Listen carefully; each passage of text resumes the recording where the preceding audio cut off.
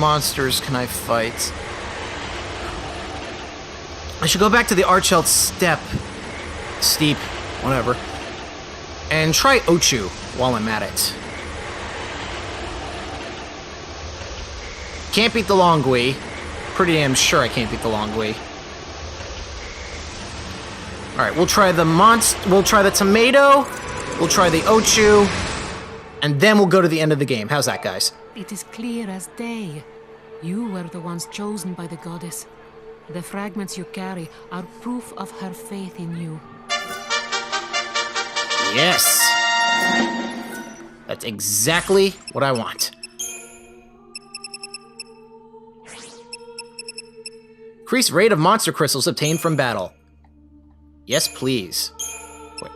Wait. Yes, obtain more monster crystals. That I do want. Alright. Over here, what are some of the ways to get some of the other fragment skills? So, first off, does she give me any more? If you present me with... Nope. Okay. So, serendipity.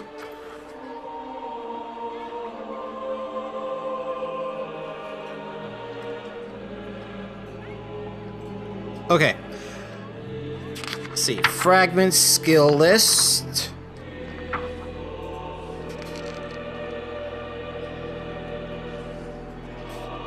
No. Where is it?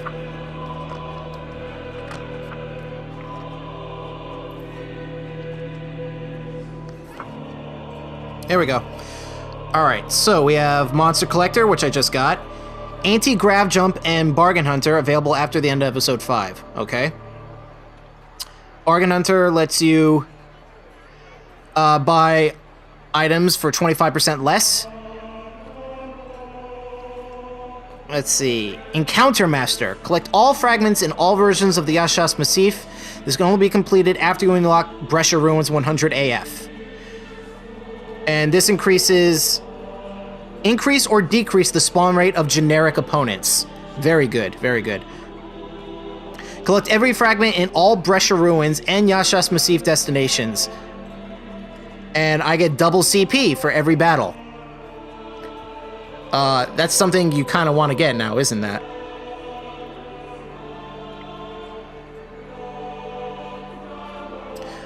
Most require you beating the game. Okay. Well, I got what I wanted. Let's try out that mutant tomato. Now, I'm not going to be so foolish as to put that paradox ending in when I fight it. I'm just going to have to find a link and show you guys. I mean, otherwise my video is going to be taken down.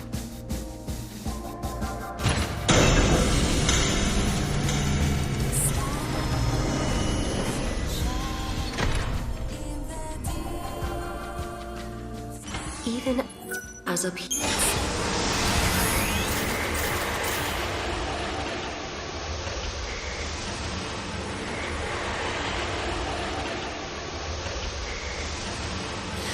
Now, the tomato is another case of a very big enemy with telegraphed attacks. And because he always attacks everyone anyway, you only need a tortoise paradigm. Or consolidation.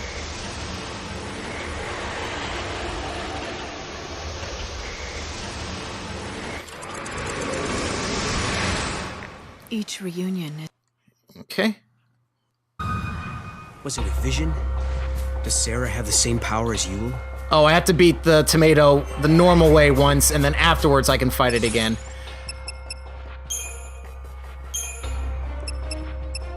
Dum, bam, bam, ba-dum, boom, boop, boop.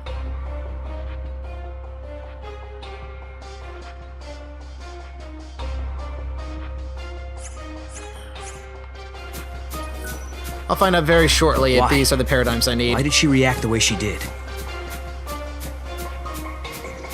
Oh yeah, I got a weapon for Nola a long time ago. What does it do? Oh, right, the magic one. That's cool. Wow. That is one gigantic monster. Well, we get to hear a kick-ass boss theme while we're at it. Jason!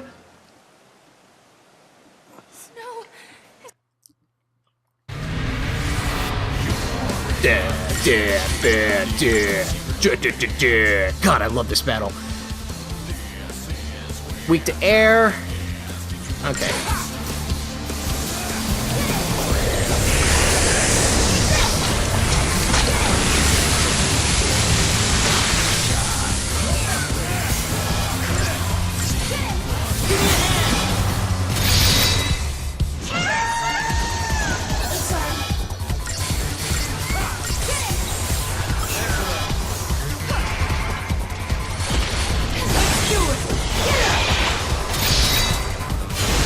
Oh, actually, it's weak to air. Cloudburst would kick ass here. I'll cover you. Don't be a fool. Come on, trust me.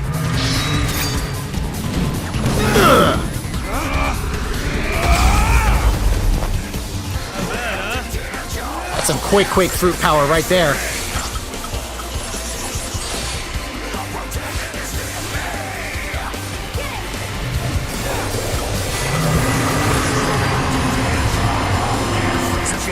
Kicking me off. Come on, all together. Now, with you.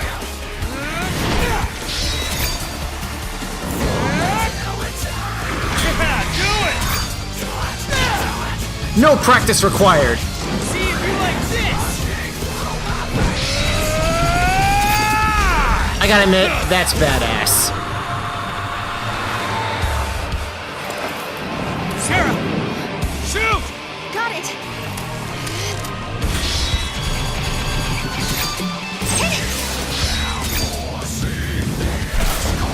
Perfect bonus. Yeah. Yeah!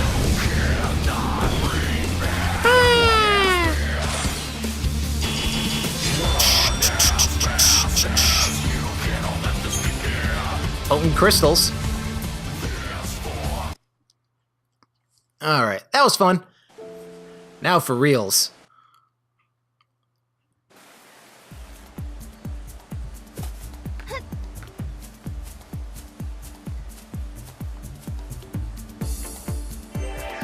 Okay.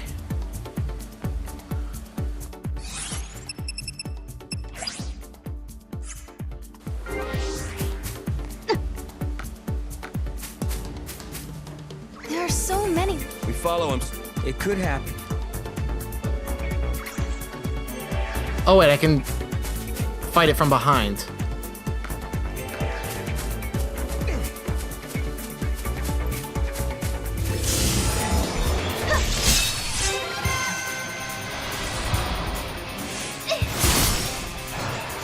Flambanero.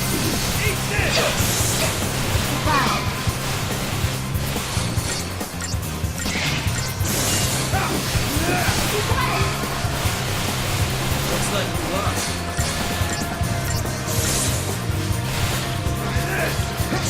Down.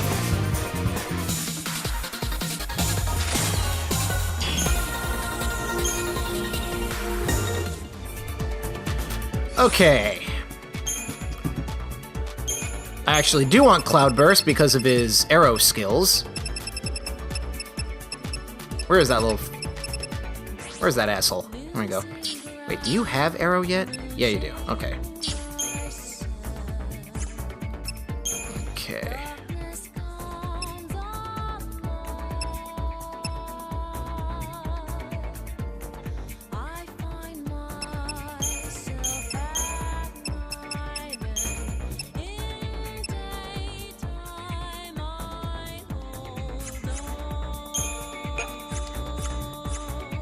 Alright, let's see how hard he is.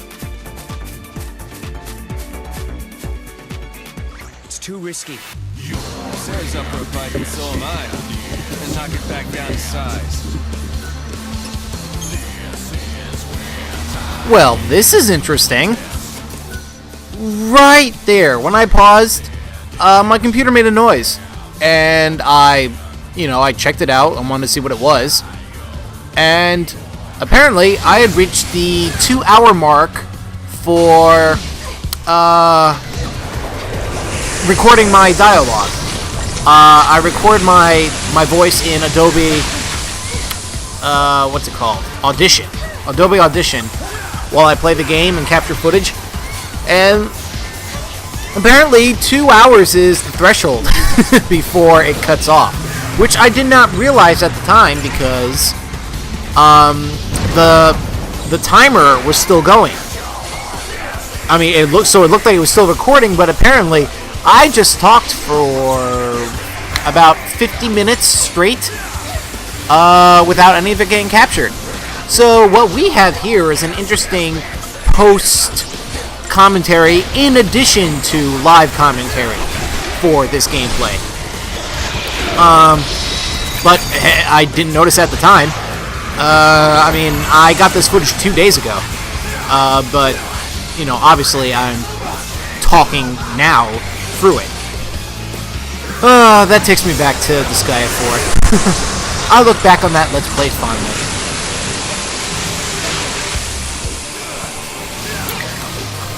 So yeah, this is his Royal Ripeness, and as I have been slowly discovering, I'm far stronger than I thought I was. I'm like, oh man, can I beat a Gigantor?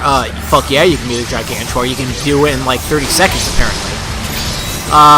As for his Royal Ripeness, it's not that hard. He causes poison, so your HP is ever so slowly decreasing, but like Atlas, his attacks are telegraphed, so it's very easy to switch to a defensive paradigm like Tortoise, but I kind of feel that's a waste because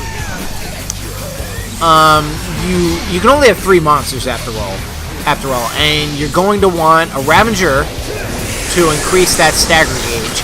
You're going to want a Synergist to buff your party, and you're going to want a Commando for raw damage, if not a Medic. I mean, if you're at a lower level, you'll probably want a 3rd Medic, and do the all-Medic paradigm, which I think is Salvation, so you can rapidly heal and get rid of the poison, because that does get kind of annoying over time.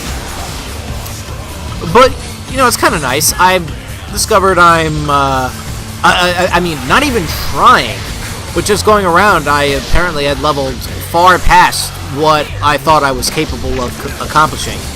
I mean, I didn't really think I would be able to take this fight anytime soon, and, you know, I just did Atlas on a whim.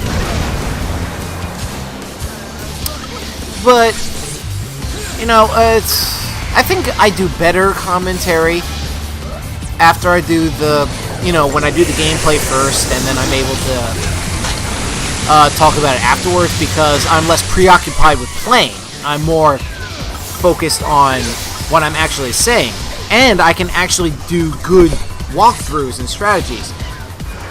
But at the same time, like I said, it takes twice as long to do it this way. So it's like, which do I value more, time or quality? I mean, as long as I'm unemployed, I suppose you could say you should value quality. Although I've been having interviews lately with, you know, not at anything like Best Buy, but, you know, with like actual companies where I work full-time employment with a decent salary. That would be nice. Oh man, his stagger rate is well above 800%. I really should just go all offensive at this point. But, you know, like RPGs like this, after I've done the gameplay, I have the opportunity to read the guide, and if you haven't seen it, this is a big, fat-ass guide, and it's a lot better than the Disgaea 4 guide, let me tell you. Hardcover, which is lovely. It's like an extra $10 for the hardcover edition, but totally worth it in my opinion. You know, some people collect players' guides. I remember having players' guides as like let's see, what my earliest player's guide I remember. Oh, 5 stars. So I did pretty well enough.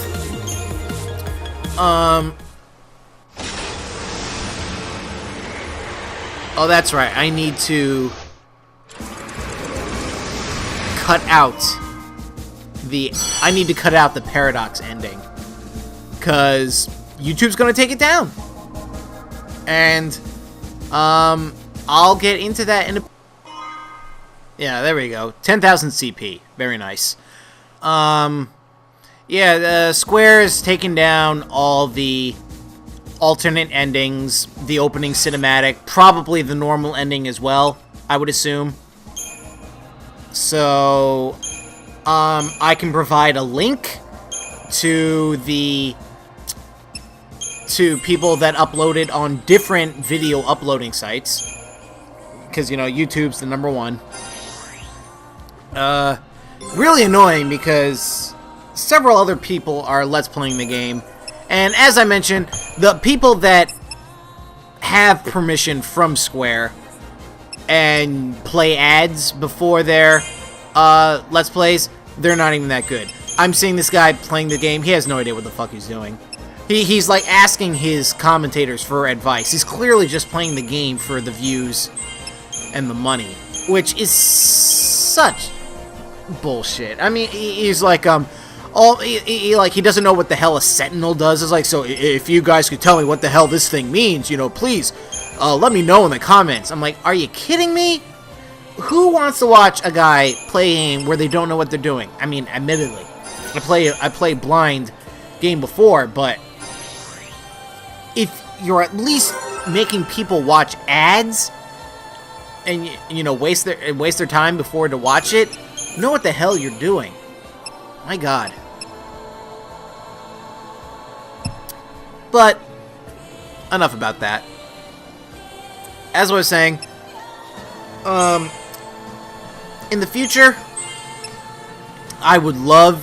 I might stick to just post commentary, because I think it improves the quality of my product. I mean, it would take a bit longer to put out, but when I have, you know, the guide in front of me, I could take the time to, I mean, if this is supposed to be taken as a walkthrough, I would be that much better of a walkthrough player if I could read from the guide while giving you guys advice, as opposed to just, you know, seeing my reactions during a cutscene. And I'm noticing, you know, I barely comment that much while I'm playing. But we're gonna head back to the Archelt Steppe, because I had wanted to take on the Orochi, no, not the Orochi, Ochu, the Ochu, yeah. The Ochu is a pretty notorious Final Fantasy enemy, and the Neo-Chu, which was a stronger version of the Ochu, was probably the second hardest fight in all of Final Fantasy XIII. Pretty difficult fight. So I wanted to, I mean, like, if I just beat his Royal Ripeness, I'm like, let me try and fight Ochu. I wanted to see how I stacked up. Although, I had a little bit of trouble trying to get the Ochu fight to appear. There was supposed to be a certain woman that would give me the mission to fight it, but that didn't happen for whatever reason. I think a lot of it has to do with how the weather in this area is configured. But in the meantime, I had got a fight with another very strong enemy called the Immortal. And let me get into that, because the Immortal, this is something you're going to want to fight more than once, as he drops a weapon for Noel and Sarah. The rarer weapon being for Noel. And I happened to get lucky, and I happened to get it on the first try. And I didn't even know he dropped it. See, look, I'm like trying to get her to talk to me right now. Yeah, what was the weapon that it dropped? I need to find the Archelt Steppe. And the Immortal is one of the boss, you know, one of the rare hard enemies in the area. The cool thing is, for beating it and Ochu and some of the other bosses in this area, you get 30,000 CP. 30,000 on top of what the enemy drops itself. I mean, there's a really tough enemy in here called Yomi, which is basically the equivalent of the last the last hunt in Final Fantasy 13 is pretty much the same, and he gives you 20,000 CP every time you beat him. Excellent, son-in-law. I mean, not that reaching the maximum level for Sarah and Noel is that difficult. I mean, I haven't even been trying, and there's like 5, maybe 4 Crystarium levels for me to reach left, I'm guessing. And, I mean, I'm not even on episode 5 yet. So, I would say, don't waste your time trying to level Noel and Sarah up. More importantly, is finding monster materials to level up certain monsters, because it's going to take a lot more time to get, you know, a whole team of Chocobos up to like level 99 for example, or my recently acquired Twilight Odin, who apparently takes a long time to reach max level. And what I didn't realize is I need to change the weather for the Immortal to appear. It's supposed to be stormy weather. I mean, I think it's supposed to be cloudy weather, and I'm apparently in stormy weather right now. Whatever. The weather is wrong, is what I'm trying to say. So, yeah, good 20,000 experience every time you beat Yomi. That's a lot, but like I said, if you want to make the ultimate monsters, not only do you have to raise a monster up to level 99, but you can infuse monsters into it, I think about 10 times, if not unlimited. But I think I remember reading somewhere like 10 times. And the purpose of infusing is raising stats, but also imparting abilities that they can't learn themselves. So, for example, if you wanted a red chocobo that you would be using primarily to also have, say, Gil Finder 2, so you increase the Gil drop after battles, you would need to find a monster that has that ability without a red lock on it, and then infuse it into the red chocobo. So, CP, that's one of the things that you will max out incidentally. Like in Final Fantasy 13, a few people were, if you wanted to get a platinum in that game, a few people were preoccupied with maximizing the Crystarium. Ironically, one of the best sources of experience and money and a item necessary for infusing, for getting the ultimate weapons for every character was fighting the Longui. Was it the Longui or the Adamant Tortoise? I can't remember. I think it was the Longui. Because it gave 10,000 experience without the growth egg, which doubles experience, on top of dropping either platinum ingos, which are worth 150,000 gil, or trapezohedrons, which are the rarest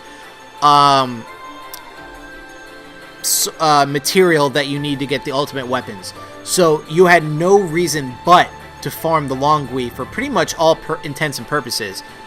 Although Platinum Ingo drops and Trapezohedron drops are very low. I think Trapezohedron at base was 1%. And with 5-star and better item drop, like certain catalogs, I think it was like the item catalog or something, you could increase the odds to between 5 and 10%, I believe. But that's still a low chance of actually achieving those weapons. But the point is, if you wanted to get a Trapezohedron, it required exponentially more gil than it did CP. And because CP is guaranteed whenever you beat the Longui. However, you don't get gil from normal fights in Final Fantasy 13. You get items that you sell for gil. Like in Final Fantasy 12, you get loot. So, if the amount of money necessary to buy all the equipment and items to level up items to to change into new equipment because because there's a trophy for getting all the equipment in the game, that takes much longer than just maximizing your Crysterium. That's going to happen if you set your sight on the long-term goal. So, equivalently, like in this game, if you set your sight on maximizing the bestiary and earning money for the casino, serendipity, to get all the items, because I believe there's another obtain all item trophy. I'm not sure. I mean, I can look it up right now. But the point is, your CP will max along the way. I mean, I remember in older games like Dragon Quest VIII. God, that game takes ungodly amount of time to reach level 99. I stopped at level 65, and when I beat the game, I was level 55. Another 15 hours later, I was level 65, and it requires exponentially more experience every time to level up. Because the only effective way of leveling up in that game is finding Metal King Slimes, which is a very rare enemy in certain areas that is prone to fleeing. So, leveling up is, You know what they say. Heroes make their own. a crapshoot. It's totally luck. It's totally luck. And the only reason you want to level up to 65 is because your main character learns a special ability at that level, and that is the last level that anybody learns any skill. Other than that, you could spend another 50 hours, maybe, before you reach level 99. I'm not impressed by the person that reaches max level in Dragon Quest VIII. I pity you. I pity how much time you spent doing that. Alright, so we changed the weather. We're gonna go fight the Immortal. The Immortal is, if you played Final Fantasy XIII, it's based on that kind of robotic centaur enemy in the last game that can create a Centurion blade that acts on its own. Yeah, that's it in the distance. Alright, so... pretty intimidating, I know. If you're having troubles with this fight, let me explain. It is a lightning-based enemy. So if you have equipment that protects you from lightning-based attacks, all the better. And okay, I retried because I wanted to get a strike on it, but apparently you cannot strike this enemy. You can only go into it neutrally. Sucks for me, no haste. So, I'm gonna learn not to bother with Quay because it just takes up buff time. So, he's gonna create a blade, and the blade is capable of a very strong lightning-based area of effect attack. If there's not at least one sentinel and I'm not at full health, one of my characters could easily die. It is imperative that when you see, that's the sword. It's a separate enemy from the Immortal. That was the attack. Look how much damage it did. I had 7 HP left. So I reconfigured my strategy eventually, but the point is, the blade does heavy attacks, and he can make more than one blade, but it takes more time for him to do. I thought normally in the older game, the other blade was a nuisance. It was strong, but I could generally defeat the Immortal type enemy before the blade became too much of a problem. Here, it takes a bit longer to actually kill this thing. So, but the blade itself has far less HP. So it's worth it to destroy the thing and then focus on the Immortal. Because if you can launch him into the air, and he is launchable, he can't make a blade while he's in the air. So, I would recommend, after you stagger him, have one commando that can launch and 2 Ravengers. The point is, the 2 Ravengers will raise his stagger gauge as high as possible to do more damage. while the commando does good damage and keeps him launched so that he can't make another blade. When he gets between 800 and 900%, if not higher, switch to all commando and just do as much damage as possible. If you have the Meteor Javelin skill, use it with Noel before the Stagger Gauge fully depletes to do as much damage as possible.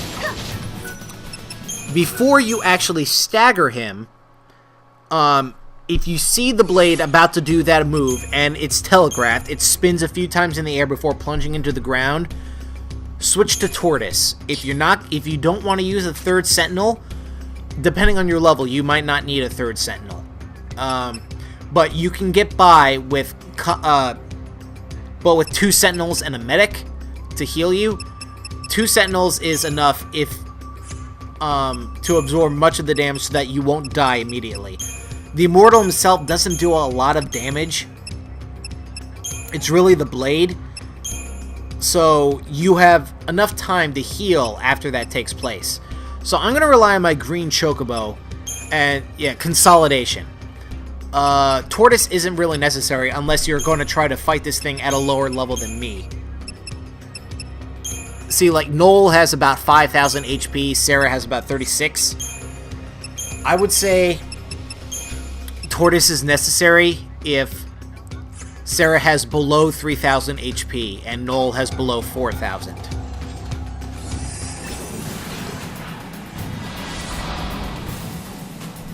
So that's my take on it. Let me read what the guide says.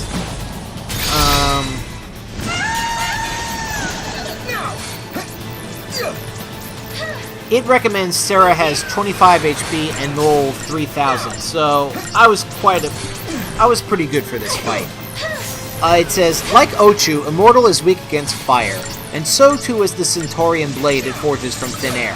However, this confrontation demands a rather more cautious approach than your fight in the Clearwater Marshes. The Electrocute skill, which inflicts extremely heavy lightning damage, is capable of knocking out one of your main characters, even as a Sentinel. If Shell is not active, so it's a magic-based attack, apparently. So if you have Shell, that'll help you live.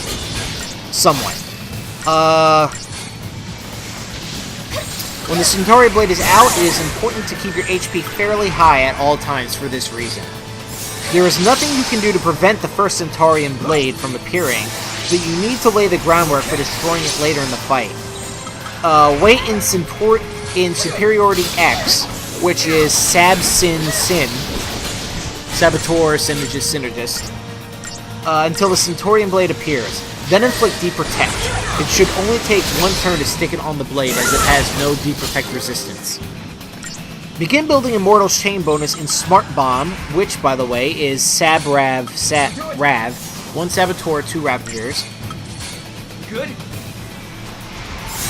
Which is a great paradigm, by the way. Wait in Superiority X until the Centaurian blade appears. Okay, I said that. It'll take a while to stick. You want to try to use Deep Protect on the Immortal. It will take a while to stick because it has a fairly high resistance. It's not immune to it, but it does have a good resistance. It will take a while to stick, so do not worry if your initial attempts are fruitless. Meanwhile, the first Electrocute is imminent. Switch to Guarded Assault, which is Sentinel, Commando. That's what it says, but that's not the paradigms I use, clearly.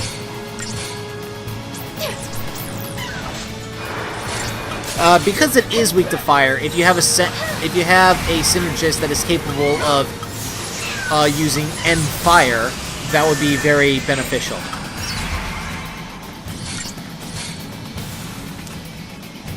Let me help.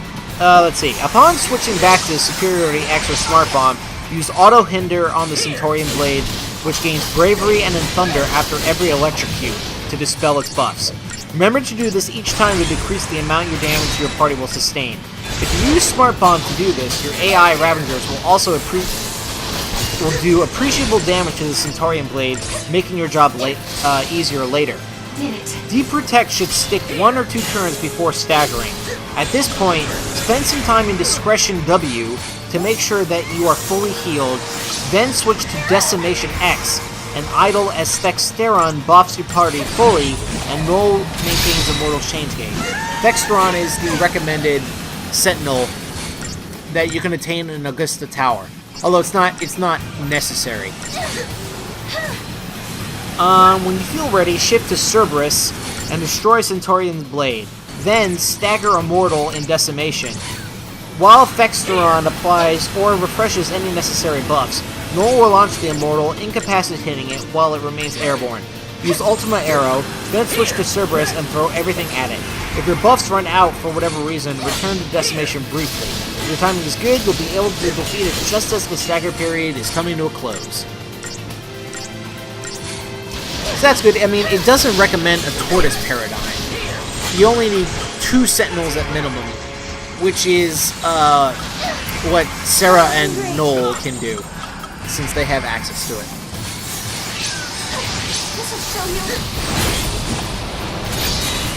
So I believe this is... Yeah, I believe I'm going to defeat it. We just killed the Blade. Immortal Gauge is still pretty high. There we go. So now I'm in Relentless Assault. Sarah and Noel are going to Ravager and increase the gauge as high as possible because he does take more damage. Meanwhile, the my Dragoon is going to launch it and keep it preoccupied. Do the good old Ultimate Arrow, and when you do Ultimate Arrow and switch to Commando, you do Commando damage. So right now, I think it's making another Centaurian Blade because I never did get to launch it. However, if you look at its health, it's going down very rapidly. So I'm about to kill it within seconds.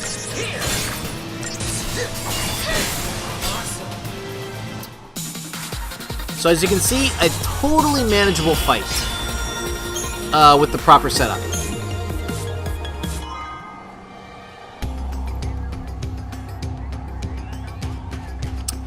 Although I didn't get anything. Did I confuse that? I said I got a rare weapon. Was that from the Ochu? Now I need to look it up. I remember getting a rare weapon for Noel from a fight like this. And apparently it wasn't from Immortal because I don't fight him again. So let me see the Ochu. Because I fight him next. What does he drop?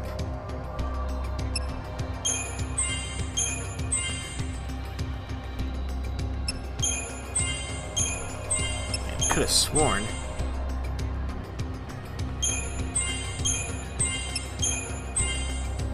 Alright, we just finished another Crystarium with Sarah. 30,000 CP is a lot, by the way.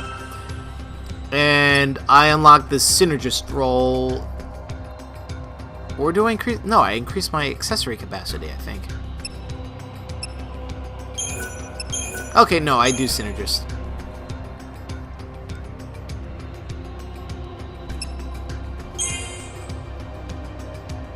Which I got wrong, but it's a way to make... It's a way to earn more magic, basically. Which is why I need to learn it. Because, like I said, I'm trying to focus on magic for Sarah and strength for Noel. But, yeah, the Orochi thing. Where is that thing? Where's that fucker?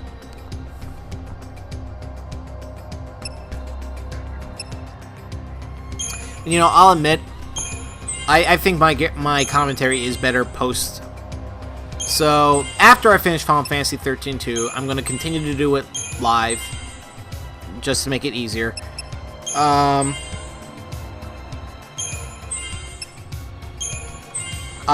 next game I will do post-commentary. I'm pretty sure. Do me a favor, guys. Let me know. Please post a comment if you watch my Let's Plays. Let me know. Do you want, definitively, post-commentary or live commentary? Live commentary lets me produce content faster, but if you think my post-commentary is that much better, you gotta let me know. If you've never posted a comment before, please let me know. This feedback is very important to me. I would really like to know how I should do my Let's Plays from now on in the future. So if you have a hard preference, I would greatly appreciate you letting me know. Okay? Just do me a solid. You know, just type one word: post or live. If you're that lazy. But I would really appreciate the feedback so that I can provide you guys, the subscribers, the best content. Alright? Because, you know, that's important to me. So, let's see. I'm still trying to find the goddamn Orochu in the bestiary. Orochi. No. Orochu. No. What the fuck is this thing called? Ochu. Ochu. The Orochi. The Orochi is like a mythological snake demon in Japanese mythology. You ever wondered what Orochimaru in Naruto is? Ever wondered why he uses so many snake-based attacks? Yeah, that'd be why. I think the Orochi is an 8-headed snake monster, to be honest. I'm not entirely sure. But yeah, what does the Orochu drop? I'm trying to find this goddamn thing. Meanwhile, I'm going back to the camp trying to get that Ochu fight to initiate.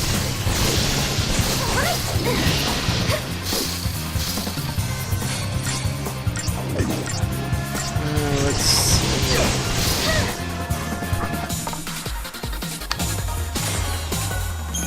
Behemoths.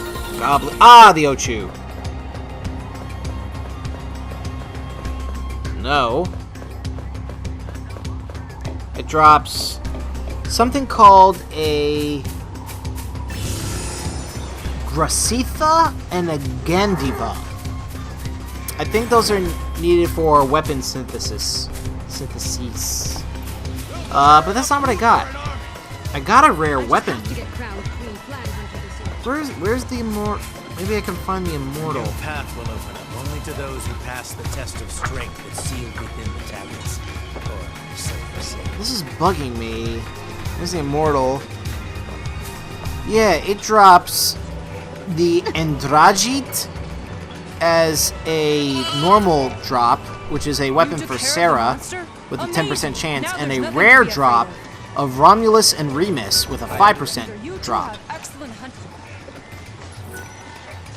But I don't think I got either of those. So what weapon did I get? Well, anyway, I'm about to fight the Ochu, so let me get to his section. He's nowhere near as bad as... He's probably a tad easier than the original Ochu in the old game, but the Neo-Chu, which I don't think is in this game, would be much harder than this bastard is. Let me enlighten you as to why. Has anyone told you of the for the Ochu, you'll see it on this strategy, much like those that follow for Immortal, Longui, and Yomi, is designed to enable parties to 5-star this battle at a relatively early point in their development. If you far exceed the recommended stats, you can instead opt for a little more brute force. Close to the level cap, Sarah and Noel can cruise through this confrontation with relentless assault, which is 2 Ravengers and 1 Commando. Try not to get killed. So it says you can at the earliest tackle this fight with Sarah if she has an HP stat of 2,250 and Noel at 2,500. And if they both have a strength stat of 225 for Sarah and 275 for Noel. It also recommends they both have the level 2 commando boost. Get used to them. They're hard to give up. And a level 2 sab boost and med roll boost for Sarah. Fair enough. Anyway, it says, it is important to understand Ochu's patterns before undertaking this fight. He will open by summoning 4 Micro-Chus, which are those little bastards that drop those crystals for me. I decimate them pretty easily with Faraga or Runga. Oh, there's the horribly ugly bastard. Look at that thing. And by the way, it looks nothing like its Final Fantasy X counterpart. The Ochu in FF10 was basically just a giant plant with tentacles. This thing is something else. Alright, so he will open by summoning 4 Microchews. As soon as you begin to attack these minions, they will employ their Plead ability, which causes Ochu to cast Pollen when successful. It can be averted by killing the Microchews before the attack takes place. Pollen will restore the HP of any Microchew and has a chance to inflict Debrave and Defaith on your party. That aside, Ochu will use physical attacks. After a series of normal attacks, he will use Screech, which does heavy physical damage and removes up to 3 buffs on each character. Yeah, that's the thing you need to be wary of.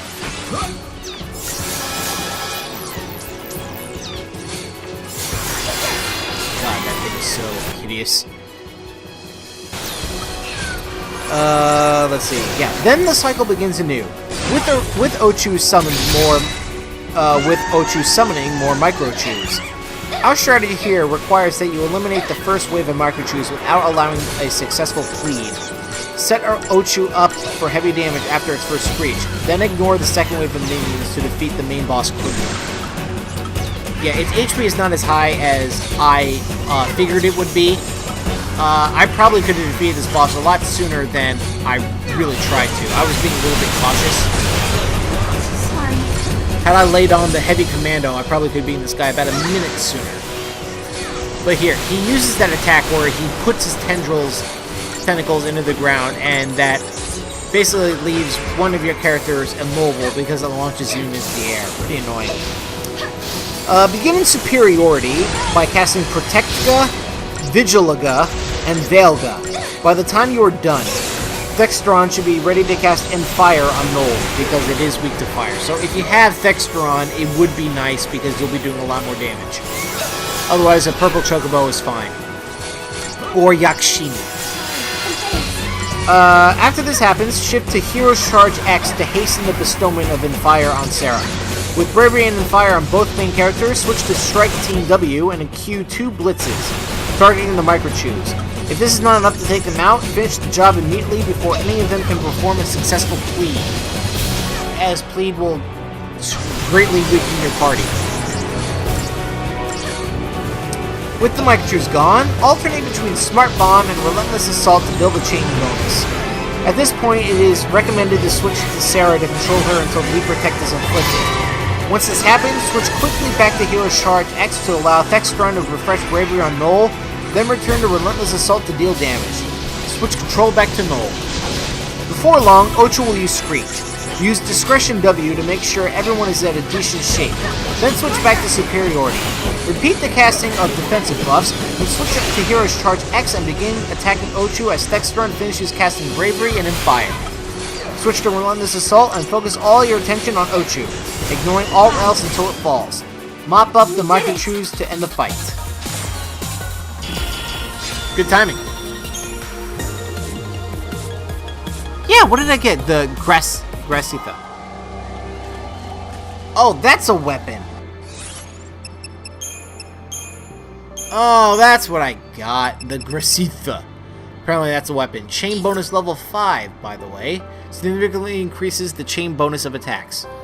So yeah, that's the rare weapon I got. So apparently both Ochu and Immortal drop weapons. I didn't get the rare weapon from Immortal. I got the rare weapon from Ochu. But he also drops, as a common drop, a weapon for Sarah as well. But 30,000 CP is a fuckload, so we're going to level up in the Crystarium a bit before we move on.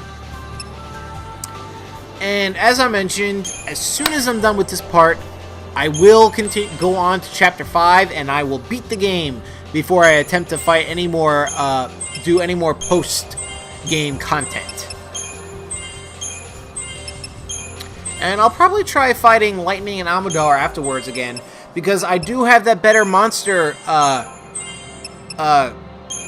obtainment rate. So hopefully I can get her in my party. Woo. And how badass would it be to have look at this. just one fight after the Immortal, and I already maxed. I already did another Crystarium to completion. That's insane. That is insane.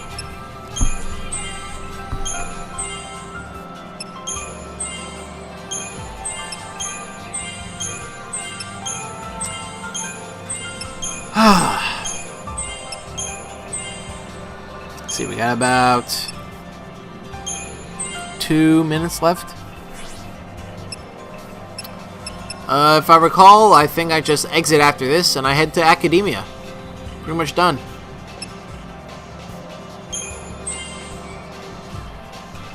Say you're gonna want to fight those guys more than once, as they have good weapon drops. And you know you're probably gonna want to beat these guys as soon as you possibly can, because 30,000 experience for each, that is damn good. Damn good. If you have a good enough Sentinel, I would wager you could beat Ochu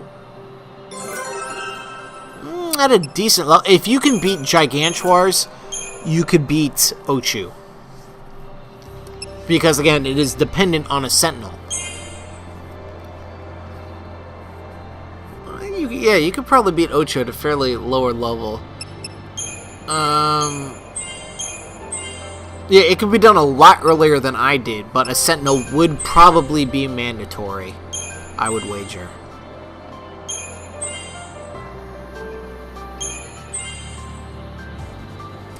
Man, look at how much higher his stats are than what they were. I don't remember what they were in the beginning, but let's see. Like, Noel now has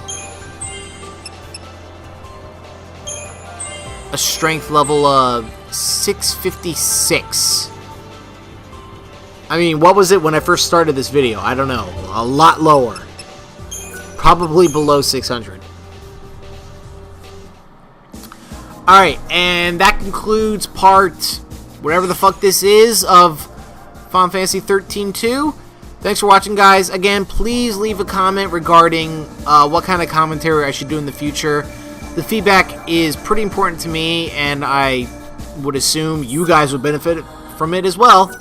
So, when we return, we're going to head to Academia, we're going to go through the final gate, and we're going to confront Caius and beat the game.